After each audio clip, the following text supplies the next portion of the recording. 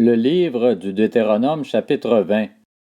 Lorsque tu iras à la guerre contre tes ennemis et que tu verras des chevaux et des chars, un peuple plus nombreux que toi, tu n'auras pas peur d'eux, car l'Éternel ton Dieu qui t'a fait sortir d'Égypte est avec toi. À l'approche du combat, le prêtre s'avancera et parlera au peuple. Il leur dira: Écoute Israël, vous allez aujourd'hui livrer bataille à vos ennemis. Que votre cœur ne se trouble pas. N'ayez pas peur, ne vous laissez pas effrayer, ne soyez pas épouvantés devant eux, car l'Éternel votre Dieu marche avec vous pour combattre vos ennemis, pour vous sauver. Puis les officiers transmettront ces instructions au peuple. Qui a construit une maison neuve et ne l'a pas encore inaugurée? Qu'il s'en aille et retourne chez lui de peur qu'il ne meure dans la bataille et que ce ne soit un autre qui l'inaugure. Qui a planté une vigne et n'en a pas encore joui? Qu'il s'en aille et retourne chez lui de peur qu'il ne meure dans la bataille et que ce ne soit un autre qui en jouisse. Qui est fiancé à une femme et ne l'a pas encore épousée? Qu'il s'en aille et retourne chez lui de peur qu'il ne meure dans la bataille et que ce ne soit un autre qui l'épouse. Les officiers continueront à transmettre ces instructions au peuple. Qui a peur et manque de courage?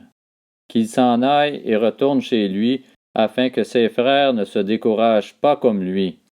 Quand les officiers auront fini de parler au peuple, ils placeront les chefs des troupes à sa tête. Quand tu t'approcheras d'une ville pour l'attaquer, tu lui offriras la paix. Si elle accepte la paix et t'ouvre ses portes, tu imposeras corvée et esclavage à tout le peuple qui s'y trouvera. Si elle n'accepte pas de faire la paix avec toi, et qu'elle veuille te faire la guerre, alors tu l'assiégeras.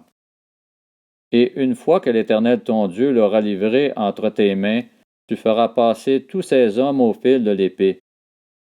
En revanche, tu prendras pour toi les femmes, les enfants, le bétail, tout ce qui sera dans la ville, tout son butin, et tu mangeras le butin de tes ennemis que l'Éternel ton Dieu t'aura livré. C'est ainsi que tu agiras envers toutes les villes qui sont très loin de toi et qui ne font pas partie de ces nations-ci. Mais dans les villes des peuples dont l'Éternel ton Dieu te donne le pays pour héritage, tu ne laisseras la vie à rien de ce qui respire.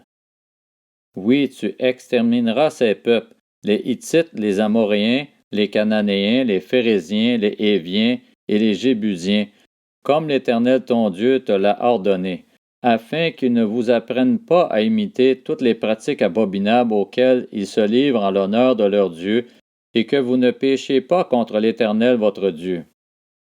Si tu fais un long siège pour t'emparer d'une ville contre laquelle tu es en guerre, tu ne détruiras pas les arbres en y portant la hache. Tu t'en nourriras, mais tu ne les abattras pas. En effet, l'arbre des champs est-il un homme pour être assiégé par toi? En revanche, tu pourras détruire et abattre les arbres dont tu sauras qu'ils ne servent pas à la nourriture et les utiliser pour construire des retranchements contre la ville qui te fait la guerre jusqu'à ce qu'elle capitule.